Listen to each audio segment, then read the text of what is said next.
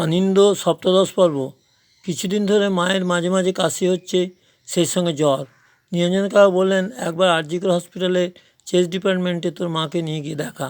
মা কিছুতেই যাবে না, বলল ও কিছু না, একটু তুলসী পাতা আর আদা রস খেলে ঠিক হয়ে যাবে। কিন্তু সে কথা না শুনে জোর করে মাকে হসপিটালে নিয়ে গেল।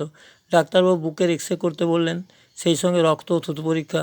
পরীক্ষায় ধরা পড়ল ক্ষয়রোগ, অর্থাৎ টিবি। এদিকে অনিন্দ ডিগ্রি কোর্সের ফাইনাল পরীক্ষা। রাজা মহেন্দ্রচন্দ্র কলেজে পরীক্ষার সিট পড়েছে। পরীক্ষার প্রথম দিনে মায়ের ধুম জ্বর, জ্ঞান নেই।